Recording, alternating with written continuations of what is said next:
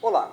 Nosso atraso educacional é evidente ainda hoje por estatísticas como a taxa de 10% de analfabetos adultos, ou pelo aprendizado inadequado de crianças nas séries iniciais do ensino fundamental. Diante desse diagnóstico, estamos sempre nos perguntando se utilizamos os métodos certos para alfabetizar. No caso das crianças, a polêmica em torno de um método único não é só brasileira. Nos Estados Unidos, o debate foi tão intenso na década de 80 que chegou a ser classificado como Reading Wars, ou guerras de leitura. De um lado, há quem defenda a ênfase em ensinar as crianças a correlacionar letras e sons, mesmo que sejam usadas cartilhas feitas exclusivamente para este fim. No outro extremo, há quem condene esse tipo de abordagem por considerá-la fora de contexto e por desprezar que as crianças já chegam à sala de aula com algum conhecimento sobre a escrita. Para tratar dessa questão, nossa convidada de hoje no programa Entrevista é a professora Magda Soares, doutora em Educação pela Universidade Federal de Minas Gerais e uma das maiores especialistas em alfabetização do país. Tudo bem, Magda? Tudo bem. Obrigado por aceitar nosso convite.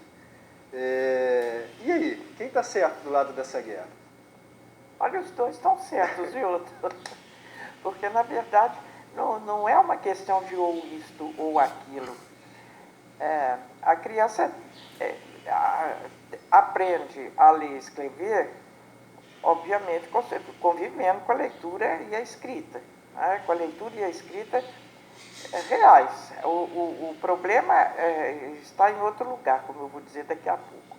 Mas ninguém nega, ninguém nunca negou, e é impossível negar, do ponto de vista cognitivo, do ponto de vista linguístico, que para aprender a ler e a escrever é preciso fazer a relação dos sons com as letras, dos sons com os grafemas. Porque o que é a nossa escrita alfabética? É um registro dos sons, de acordo com um sistema de representação que é bastante complexo. Então, o que a criança tem que aprender é relacionar os sons da língua com desenhos que são as letras. Mas sem isso ela não aprende.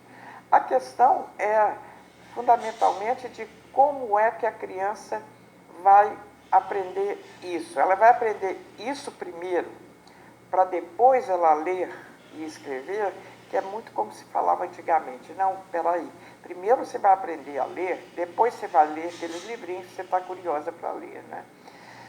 As duas, por que não as duas coisas ao mesmo tempo? Tem de ser, inclusive para que a criança sinta que ela está aprendendo alguma coisa que tem usos, né? Por outro lado, deixar apenas que a criança use, conviva num chamado ambiente alfabetizador, num ambiente letrado, e que ela aos poucos vai descobrir, né, o que aquelas grafias representam, que relação que elas têm com os sons, ela até descobre, viu? Porque a criança é esperta. Mas ela demora a escrever e ela sofre um pouco para aprender. Ela demora a aprender e sofre um pouco para aprender. Então, a questão é associar as duas coisas. É exatamente aí que entram os conceitos de alfabetização e letramento. Né? Você coloca a criança num ambiente de convívio com a língua escrita, em situações reais, portadores reais, com livros, com jornais, com revistas, em que ela encontra a escrita, e, ao mesmo tempo, você ensina como é que você vai aprender a ler isso e a escrever. Né? Como que as nossas escolas estão preparadas para dar margem para que o professor possa trabalhar sem essa camisa de força, sem usar ou este ou aquele método?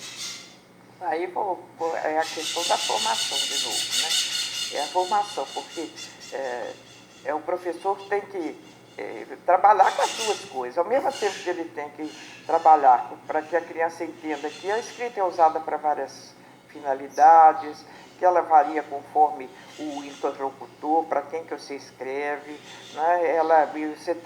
Você pode ler a história do Chapeuzinho Vermelho e você pode ler um texto informativo para responder uma curiosidade da criança a respeito de um animal, seja o que for, e ela está aprendendo Para que serve a escrita? Quais são os usos que são feitos da escrita no contexto que ela vive, na sociedade que ela vive?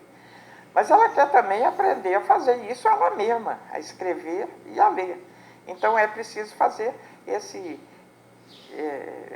essa aprendizagem de forma sistemática, sequencial. Tudo isso vai para a formação do professor, né, que é onde a gente sempre chega depois de dar muitas voltas.